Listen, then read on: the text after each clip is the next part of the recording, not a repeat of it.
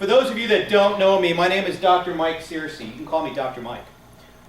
We are sharing the Blackboard shell with 5 different classrooms across the district, those places that I just talked to all the way through, as well as sharing the Blackboard shell with another 14 students that are online. And so, as such, one of the things that we need to pay attention to is that, believe it or not, if you're only 1, 2, or 3 people in a classroom, there's a lot more people that are in the class. And we need to pay attention to that as we start interacting and doing various things. What I want to do today is first, I'm going to tell you a little bit about who I am, because I know a lot of you haven't got a clue, and this is your first exposure to me. And then we're going to start talking about the syllabus and the pacing and the pacing of the course and what we need to be doing and paying attention to. And we'll see how far that takes us, and then we'll open it up for various questions and the like. So to get started, we'll talk a little bit about who's that guy standing up in front of your class or on your TV screen talking to all of you, and why the hell should we pay any attention to him? Fair question. Fair question. All right, so let's talk a little bit about why we're talking intercultural communication with me in particular. Having said that, I have a PhD from the University of Iowa in Communication Studies.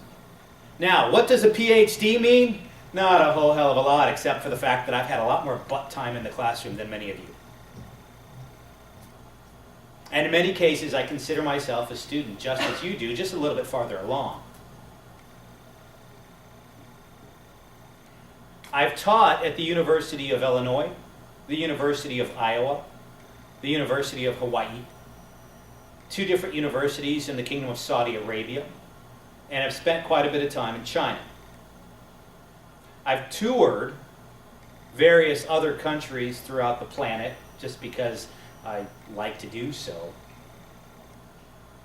And I have a lot of contacts, do a lot of writing with people from other cultures, specifically on the differences and, more importantly, I think the similarities between various cultures around the world. As such, I get to spend a good part of my time lecturing and talking about intercultural communication and how do we communicate effectively. And many of my students, for example, when we teach public speaking, ask me, how am I going to get to that whole idea of giving a perfect speech? And the answer to that question is you don't. There's no such thing as a perfect speech. Just the same way that I'm going to suggest to you, there is no such thing as perfect communication, no matter who you are, who you're talking to. There is, however, something we want to refer to as effective communication. If we're effective, then we've accomplished much more than perfection. And when we talk about people who come up with different worldviews, we are indeed talking about how can I be effective? And therein lies part of what we're trying to do. So if in today's or in this semester's course, we've got you to kind of step back, open your mind a little bit, and think a little bit more about the people you're trying to communicate with and the fact that they have a different, or can have a different perspective. Whether it's people from the other side of Lake Cumberland or the other side of the planet. We don't all grow up the same. You know, we often joke about the fact that, how can you not have common sense? Do you know the first time I went to China, somebody handed me a pair of chopsticks and then actually said to me something to the effect of, now they were speaking in Chinese, so I have to translate, but they were saying something to the effect of, how can you not eat with these? It's common sense. Now stop and think about that for a moment. If you grew up using chopsticks, just the way we all grew up using a fork and knife, it would be common sense. And yet we expect common sense to be held by everyone. When in fact, when we talk about common sense, we talk about the sense that is innate in that particular culture or subculture or co-culture as you grew up? What are the basic things that we're supposed to know? And when we see people who don't know those basic things, do we get anxious or feel uncomfortable? Do we look down upon them? These are natural reactions. Well, the challenge we have before us during this semester is to open our minds a little bit with respect to developing a greater perspective of understanding. If we can get on that road by the end of this semester, we've accomplished a great deal. And that's our point. So let's talk a little bit about the syllabus. I have a copy of it in front of me, and I am aware that many of you may not have a hard copy of it in front of you. And as such, you have the opportunity, of course, to go back and look at it, look at the syllabus on Blackboard and print it out, because it's been up there for about a week now. Okay, so is the course outline and schedule of when we're going to accomplish what we're going to accomplish. And you can expect that you will also get from me, minimally, an announcement, which will then turn into an email, every Monday or a Friday, at least once a week. Because we have class on Monday, I may try and do this on Fridays, just so that you've got a little bit of forewarning about what I expect to happen during that week. What should you have accomplished? And what am I turning off this week, which means you will have no access to it on Blackboard anymore. Now, when you look at Blackboard at this point, there's a lot there. In fact, I've already gotten a couple of emails saying it's overwhelming. I don't know where to start and what to do, and my response is always the same. How do you eat an elephant? And most people will look at me and go, first off, that's a crazy question. But the answer to the question is, of course, one bite at a time. There's an awful lot there, but you've got 16 weeks in which to accomplish it. You're going to get weekly reminders from me, signposts, guideposts that suggest this is what I expect you're going to be working on this week as we move forward. You've got a really long syllabus. Why? You've got a really long syllabus primarily because you're owed as much information in the first week that we can possibly give you, as far as I'm concerned. That you should have the ability to make that choice within the first week, because you have until Friday to get the hell out of this class and say, you know what, that's not what I bargained for. I'm out of here, and not be charged any tuition whatsoever and have it not penalize you. Which means during the first week, you should have as complete of a syllabus as possible so that you can look at it very carefully and say, okay, I know what I'm doing, or I don't think so. That's why it's so large, so that try and give you as much information as we possibly can. So let's look. I want to walk us through that syllabus. You may want to take notes about your questions if you don't have the syllabus in front of you. And if you do have the syllabus in front of you, you may want to take notes anyway. All right. So let's look at the course description on page 1 of that syllabus. Culture may be defined as a system of taken for granted assumptions. How about chopsticks? Taken for granted assumptions about the world that influences how people think and act.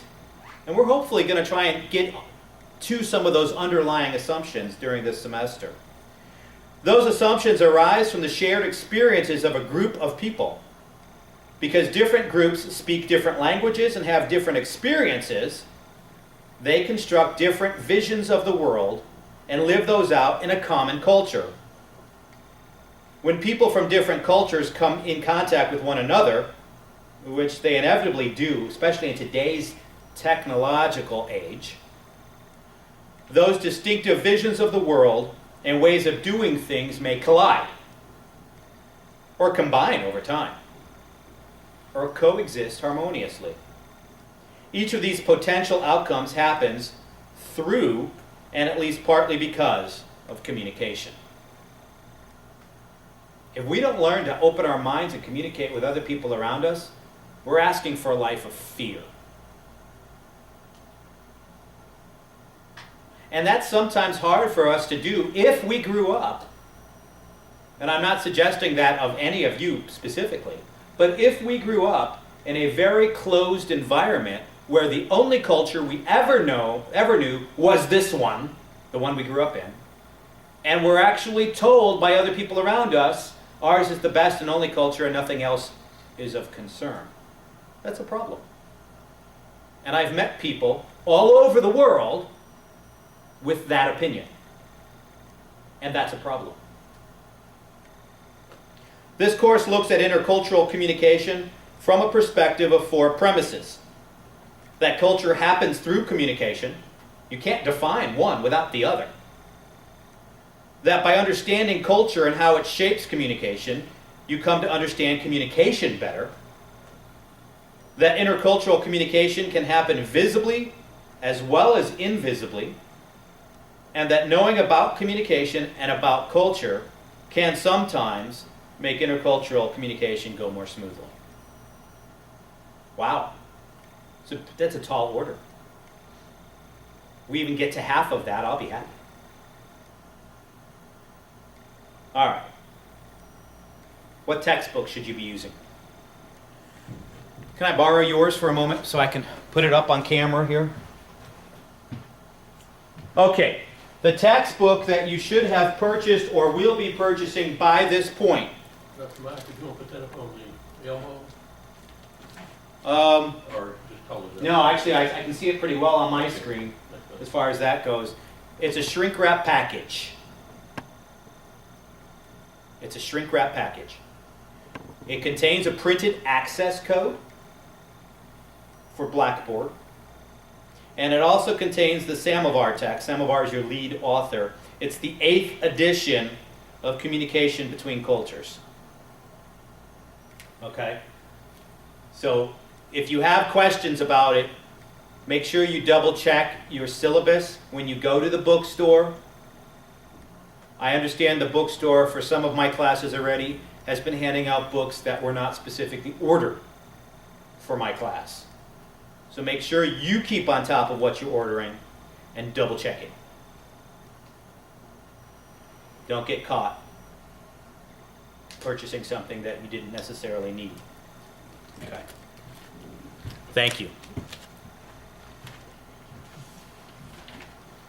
I am not going to read all 20 pages of the syllabus to you, but I do want to cover some highlights so that you know what we're getting into. If you look on page 2, for example, I talk about the grading scale. What is the grading scale as I see it? It's in that box. What is the grading scale as I will be assigning grades in this class? 90 to 100 in A, and goes down by 10 points, 10 percentage points each from there. We don't do pluses and minuses at Somerset Community College, so as such you're getting whole letter grades. I don't provide I grades. I don't provide incomplete grades. Okay, and I will tell you very quickly the reason for that. Okay, in order to do an incomplete grade, you need to have completed 60% of the course. You need to have come up to me and said, I have an emergency. You need to actually have a new plan, schedule of how you're going to complete the material. Now, that pretty much excludes most people right off the top. Because if you need an incomplete, the likelihood is you haven't completed 60% of the course anyway. If you're going to give me a schedule, my response is always, you didn't complete my schedule, I'm not going to create the new one for you, and as soon as you miss the first thing on your completed schedule, that completely voids the incomplete contract that we've created. An incomplete turns into an I on your report card, on your transcript. Exactly 1 year after that, it turns into an E or an F, depending upon what school you're in. And then I get a call from you or an email from you a year later saying, why'd you give me an F? And I have no memory of who you are. So let's talk about facts. A, it's a lot easier for me to give you the F up front. B, I can very easily go back to the registrar and say, I made a calculation error, and get you to get it changed. And C, it's very interesting to see how an F is much more motivating to a student to get that changed than it is an I that we procrastinate until all of a sudden it turns into an F, and I can do nothing about it at that point. I don't give I grades. Okay. The discussion board, I'm on page 4 if you're following along. The discussion board is very paramount to our interaction this semester. You may have already seen lots of discussion board questions going up on Blackboard. Well, that's important to you. Everything that you're going to need to pay attention to is under syllabus and assignments in the discussion board, and the discussion board folder is in there. Everything that is important to your course grade is under the tab syllabus and assignments. The discussion board is there, and when you're ready to do the chapter 1 discussion board, you'll go there and go DQ1. DQ, discussion question 1. Each number corresponds with a chapter number. So expect that you're doing 1 a week. And to adequately answer any discussion question based on the criteria of good college students and at a college level, which means proper grammar, complete sentences, my reading your answer and being able to tell what the question was, and actually addressing all parts of a question. Just doing that will get you 3 out of 5 points. Now, who's good at math? If you've done the math, 3 out of 5 gives you a 60. Are you happy with a D? Most people are not. How do you get the other 2 points? You need to respond, because this is a communication class, you need to respond at least to one of your peers' postings. Now, this is an interesting thing. You can't respond to any of your peers' postings the way that the new Blackboard is set up until you actually initially post something yourself. I understand you won't even be able to see your peers' postings until you post something yourself. So if you thought I can just read what my peers did and do something similar to that, it's not even going to let you do that. You've actually got to think on your own. I'm pretty excited about that. You should be too. Okay. So if you want all 5 points, you need to respond to at least one of your peers' postings with the same criteria of your own initial posting. Complete sentences, more than 100 words. Simply writing I agree won't get you 1 point. Okay, so this is a communication class. Oddly enough, the whole course is centered around communicating. Funny how that works. Okay, so that's the discussion board.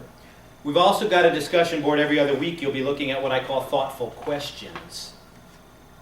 Every even chapter, you'll be looking at thoughtful questions. Whether it's from the odd chapter or the even chapter, I don't care. But what I'd like you to do is actually, as you've been reading and thinking, I want you to post a question that you've been pondering relative to this concept in this chapter and how it might apply here or wherever, whatever you're thinking about. Where do your thoughts take you?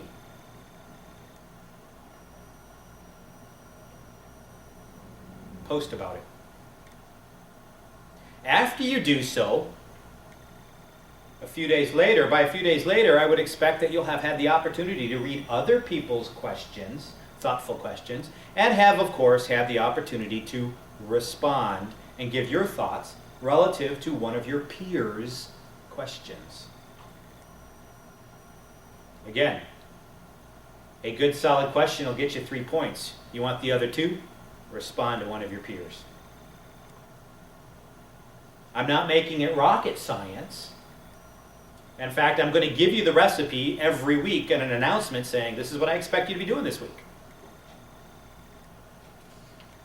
All right, there's a final exam, and there are chapter quizzes. Let's talk about those quizzes, because everybody wants to know about those quizzes. First off, the quizzes are all multiple choice. Secondly, I've given you an average, as I understand it, of 3 minutes per question when you actually time it out. Okay. Let's call it this way. If you've read the book, you've got enough time to almost scan through the chapter and find the answer, don't you? In 3 minutes. If you've read the book. And a lot of students will come back to me and say, do you realize that you've somehow, the students are cheating you because they're all going through the book to answer your quizzes? So they're pulling one over on you, and my response is always the same. Who's pulling what over on whom? I got the students into the book, didn't I? So if you want to make them an open book setup, that's fantastic. You have 2 attempts at each quiz, including the final.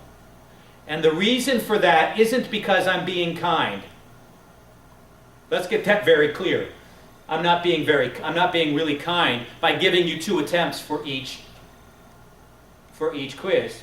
I'm acknowledging the fact that Blackboard is horrible. Blackboard is horrible. And it will go down on you quicker than anything.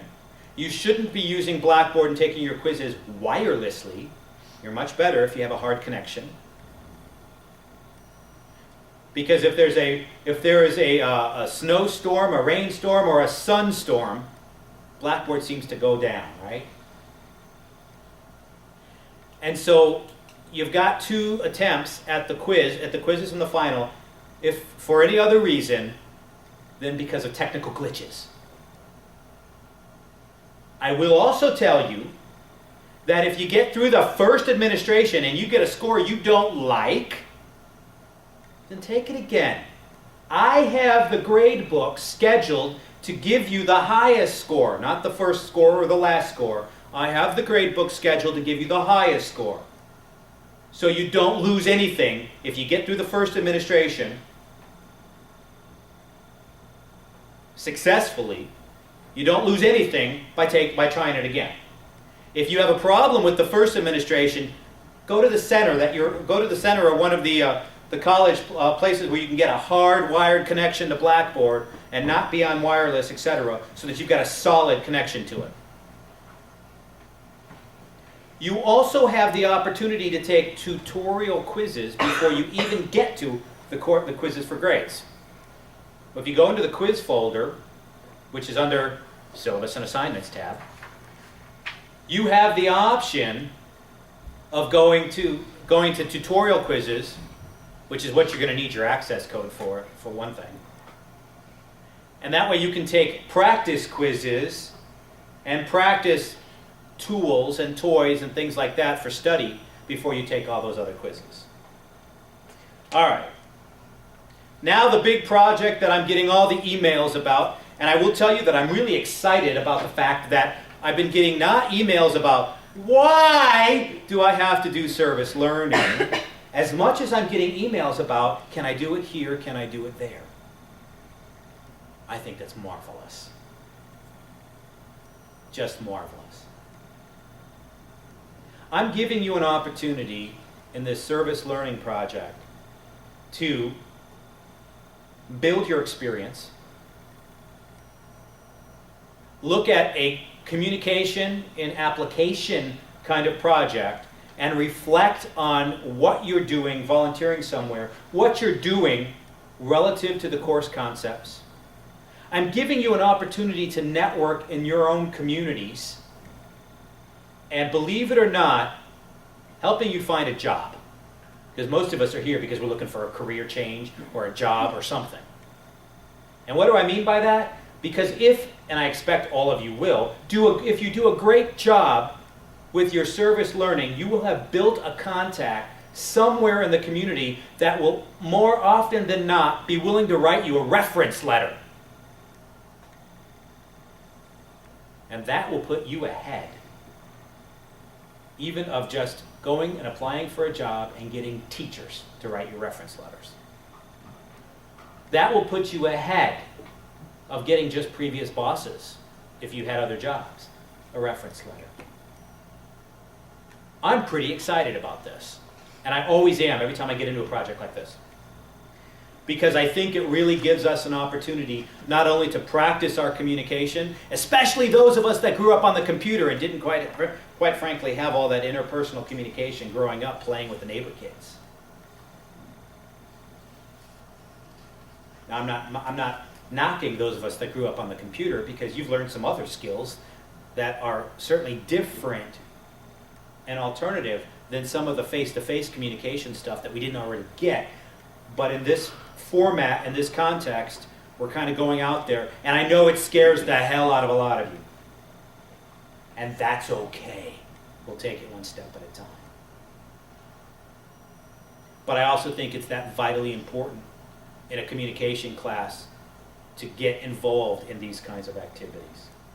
So, consistent with the mission of communication education, students should have an opportunity to learn to communicate with others who aren't always like themselves. Culture can be defined in many ways. We often look at culture, the elderly culture, the disability culture, things of this nature. No matter where you go to find a place to do your service learning, it's going to be someplace different than what your current environment looks like. And it will probably get you somewhat outside your comfort zone, and that's what we want. That's what we want. Service learning provides students an opportunity to use the learning from their own coursework to enhance the lives of others through active participation, community networking, and communication while applying active, evolving coursework concepts. The service learning activity will be worth 20% of your final grade. The requirements are completion of 1.5 hours per week over a 10-week period, beginning the 4th week of the semester and ending the 15th week of the semester. Page 6. You should examine your local community and make contact with your prospective agencies to volunteer for your service learning during the first couple of weeks of the semester so that you are ready for service by the 4th week to begin. You've got a couple of weeks to think about this, to kind of do some exploration around your community and think, where might I volunteer? The food pantry, the homeless shelter, the local school district. Now be aware, some of the places you may wish to go may ask you to do a background check. That may cost you a few bucks. Not all places will ask you for that. But if you choose to work at a place like that, that's something to think about with respect to a possible cost on your part. Most agencies are very open to this concept, so don't be afraid to call and explain your course requirements and ask for their assistance so that you may provide assistance. If you explain this project, even if you read this part of the syllabus to them, most of them are going to go, oh, how cool. We could use some help. Believe it or not, people are pretty open to this. If you have questions, you can contact me or even contact our associate dean, one of our associate deans here, Margot Ham, who also does projects just like this. And she'll help you think of some places to look at. Specifically, students enrolled in communication will have the opportunity to spend the semester locating within your community a population or group that is significantly different from your own background. That's not that hard to do. Through these interactions, you will have the opportunity to develop the awareness, knowledge, and skills needed to be effective participants in a changing society. During this project, you will work toward building and sustaining relationships with students from local schools or through a community after-school program or a charity, etc. Okay, that's the service learning project. You'll keep a log. You'll get a contract signed between you, them, and me. You'll keep a log, have a supervisor at that place sign off on it as far as your hours and time. And you'll keep some notes throughout that time so that you can produce the final project. And during class, I may ask you to comment about what you're doing and how you think it relates to the chapter we're discussing. In fact, expect those questions. Because I think we can all learn from each of our experiences in this project. Okay. Then finally, on page 7, an intensive film analysis or research response. Depending upon how many Mondays we do or don't get canceled, you can expect that I'm hoping to use 1, maybe 2 of our class periods to show a film. Maybe one you haven't had the opportunity to see before. Where you're going to write me a small paper, 3 to 5 pages, so it's pretty short paper, on how you see the concepts covered in the text demonstrated in the film. Or how you see that situation in the film could have been so much better had they paid attention to concepts in the text. Again, critical thinking means we move beyond the text and into the real world and making those applications and connections. That's what we're about.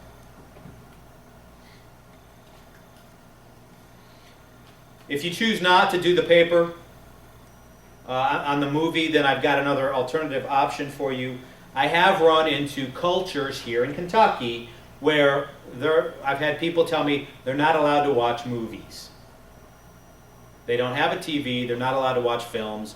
That's just part of their upbringing, etc. As such, you have the option of doing the paper on a research article. One of them may be listed here. Okay. Attendance policy, participation policy, late work. The rest of this stuff is all in here, and you can read all this on your own. Starting on page 16.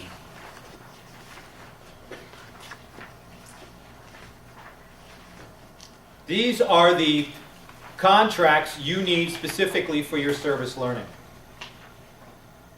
So page 16, the student service tracking form, you'll have this filled out and get this to me at the beginning after you've already made arrangements with some place to do your service learning and your internship kind of work, your volunteer work, etc. So you'll fill all that out and get that to me. The page 17 of 20, you won't give me until the end of the semester, because this is your service hours log, where you will actually put the date, your time in, time out, your total hours, your initials, and whoever's supervising your work, their initials. Page 18 and 19 are the 2-page contract for doing your project that you will sign. Get the signature of the accepting supervisor after I've approved where you're doing your work. And then you'll sign, and I'll sign. You'll sign at the bottom of the next page, page 19. Okay. First week assignments. First off, you're all in the classroom. That's a really great start. I expect to see all of you every Monday if you choose to stay in this course, which I sincerely hope you do. But in order to not be listed as a no-show, you need to do a number of things that we require. The first is the last page of the syllabus, which is page 20. The second is the syllabus test, the syllabus quiz. The third is the introduce yourself, the welcome, introduce yourself discussion board. Okay. Now, those 3 items, the discussion board, again, you want to give me a good response to all the questions that I've asked you to address in the introduction. Great. That'll get you the first 3 points. How you getting the other 2? By responding to at least one of your peers. Okay? Now, the syllabus test, you need at least an 80% on. Why? Because it means you've understood the requirements of the syllabus and you know what you're getting into. I don't care how many times you take it. Get an 80% on it. That's set up to give you the highest grade possible, highest grade, and it also is set up that you should be able to take it as many times as you need to in order to get what you need.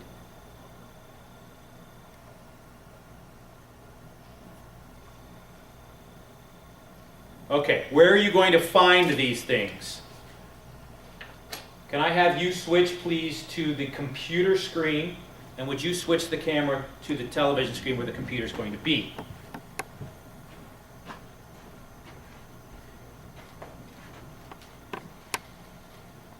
Maybe?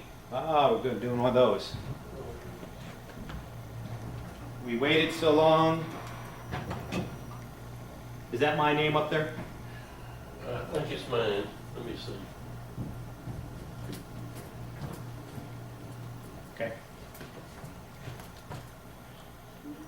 I'll let you put your password in so we can get back to that Blackboard shell.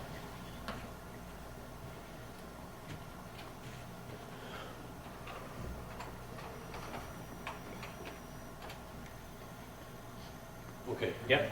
Go back. I could almost since the screen that I'm looking at right now looks like it's in the Russell. I could almost look at the back wall and do the monitor on their back wall. I see it. Okay, so when you sign into your Blackboard course, you're going to see my smiling face right there. That'll tell you that, yep, you're in my course. On the left side, going down, you see that there are a number of tabs. The first is the Announcements tab, and that's where we're going to open up. The second is your Syllabus and Assignments tab. The Syllabus and Assignments tab is where everything will be that you need to pay attention to specifically for the course grade. It's where everything will be that you need to pay attention to specifically for the course grade. Next, you're going to see a Meet Your Professor, where you get a little bit more information on me as if I haven't already put you to sleep. Next, you're going to see Office Hours Access. I will be announcing my office hours sometime this week through an announcement that will go to your KCTCS email. When I do that, because I have students all over the state for this class, these will be online office hours. I will be doing my office hours through Blackboard Instant Messenger. There's an instant messaging program through Blackboard. You install Blackboard Instant Messenger right there. I put that tab there, Office Hours Access. That'll take you to where you need to install Blackboard Instant Messenger. Then you've got a help screen for Blackboard, and then you've got what I call the toy box. The toy box has all kinds of extra study things specifically from the book publisher about this course. Pronunciation guides, flashcards, and other kinds of study tools, including access, as I understand it, I take it back, not access to the tutorial quizzes. The tutorial quizzes are the next thing down there, which I would highly recommend you take those quizzes before you take your 2 shots, 1 or 2 shots at the chapter quizzes. Because those are the quizzes that you take, it's going to give you feedback on the questions. Now, why would I minimally take those quizzes twice? Because the final exam is made up from the same test bank as all the chapter quizzes. The test bank is set up to give you all the questions at random. If you take the quizzes twice, minimally what that will do is expose you to a large set of the questions. by the time you get to the final exam, a lot of those questions should not be foreign to you at that point. So use the system to your own advantage. Okay, so after that, after the tutorial quizzes, actually when you look at it, that'll be the last you see. So when I go now to syllabus and assignments,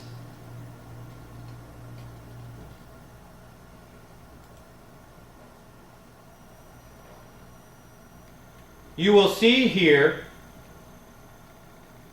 going down the list, the first thing on that list is a Blackboard orientation. If this is your first course ever that you're dealing so heavily with Blackboard, there's an orientation for you to work with and kind of learn a little bit more about Blackboard. Next, you will find your syllabus, the document that I've been looking at today, and you can download and print that. The next thing that you're going to find is the course content and outline. There are 16 weeks in the semester. At the beginning of each week, I will be posting, or at the end of each week for next week, I will be posting an announcement that says, this is what I expect you to do. We've just reached week X, whatever week we're coming up to. You can get ahead of me if you want to by just looking at the course content and outline. The semester calendar, the official semester calendar for the college is there. In other words, when is spring break, when is midterm, when is this, when is that, etc. But also following that will be a grid that will have everything I expect due during the week that it's due. And you can just follow along. Most of my announcements are going to be based right off of that.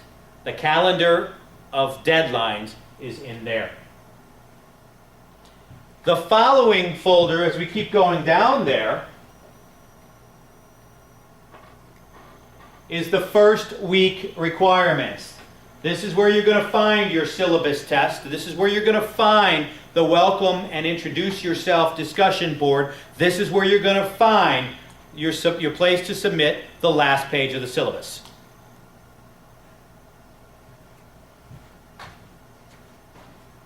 The next couple of items there, as I grade things, you will know what the grades are.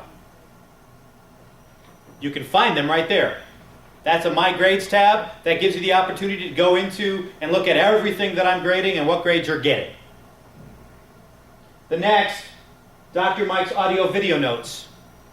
Okay, if I do lectures and various commentary on the chapters as we go, then I will be posting either any audio or video up here, or links to them if I put them on my YouTube site. And today is no different. If you want to go back over everything we talked about today, we're recording right now. And the video is going to go up, and I will link it in that folder. The next is where you're going to find your discussion boards. If it says DQ1, the numbers correspond with the chapters. Discussion question 1, discussion question 2, etc. When you're due for thoughtful question, thoughtful questions are the next folder. The following folder are where you're going to find your chapter quizzes. And I've also put inside the chapter quizzes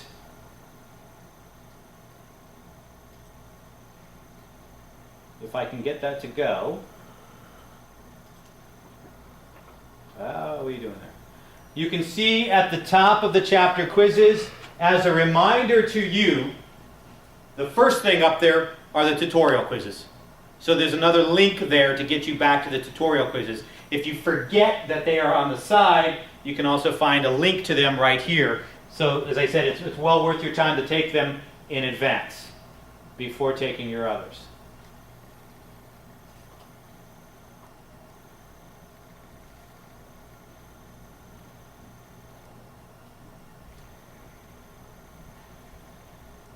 After the quizzes, there are 4 items that we talked about with the Service Learning Project. You will submit them in this folder that says Service Learning Assignments there. When you get to the intensive film analysis, that's where you post the intensive film analysis there. And then finally, your final exam is there. Now, everything is here for the entire semester. So those of you that are getting overwhelmed, try not to. Take it one step at a time. Because the fact is, I'm going to give you kind of directions every week. This is what you need to do. If you are a procrastinator, you might find that things get shut off, because I will announce when I'm shutting things off, you will no longer have access to certain things as far as catching up. But what about the other student who isn't the procrastinator, but the kind of student that says, I want to get all this done in advance because I'm planning a vacation? Great, plan a vacation. If you want to work ahead, that's partly why I have all this stuff here. Now mind you, if you work ahead on the discussion boards, you need to make sure that you schedule the time to come back so that you can respond to some of your peers. Okay? Otherwise you wind up with 3 out of 5. We've already talked about that. But we're also talking about the idea here that you can work ahead, and that's why it's all there. So if you want to make whatever kind of plans you need to make for, getting around this schedule, that schedule, for, sociology, biology, or whatever else, you can work your schedule around this and plan ahead and do something in advance if you'd like. And you're welcome to do so. Now mind you, I may or may not grade it in advance.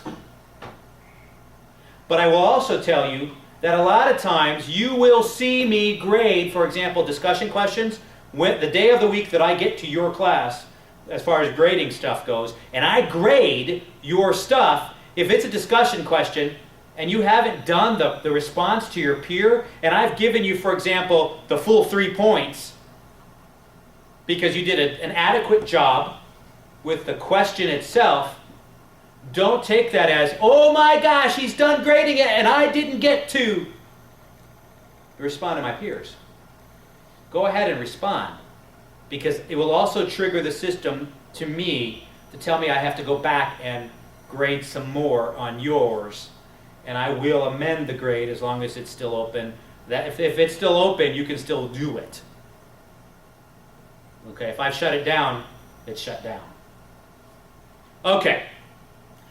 I've yammered at all of you for quite some time now. Let's go through classroom by classroom. Who's got questions? Let's start with Clinton. Clinton, any questions? Is it all clear? Or kind of clear? There's no question. No questions. Okay. How about Russell? Russell, any questions?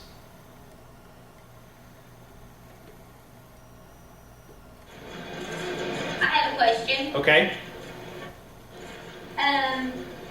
On the quizzes and discussion boards, are they due by Friday of each week or that Monday?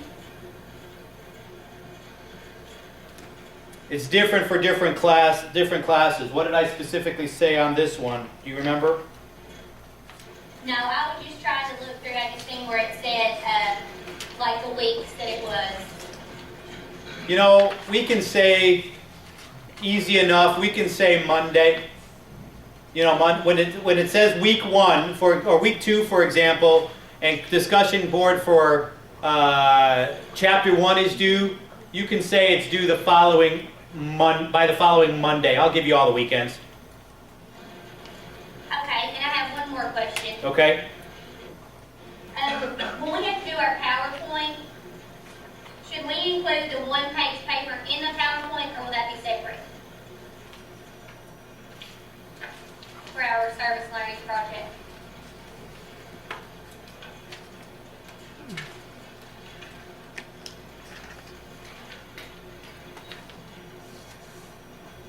Did I say that there was a one-page paper? I was just reading through the syllabus and seen that it said something about the one-page paper.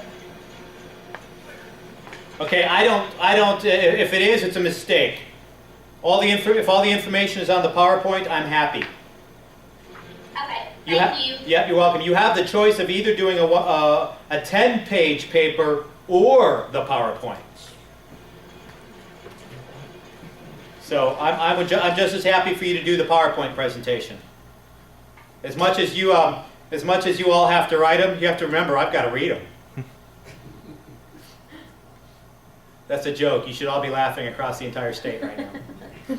Okay, that's Russell. How about McCreary? Any questions? No questions from McCreary. Thank you. How about Laurel?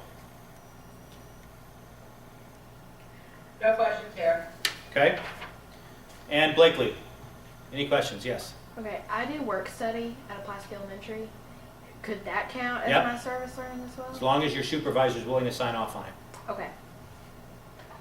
Yes. Are we responding peer evaluation, giving our feedback both in thoughtful questions and in our discussion boards? Yes.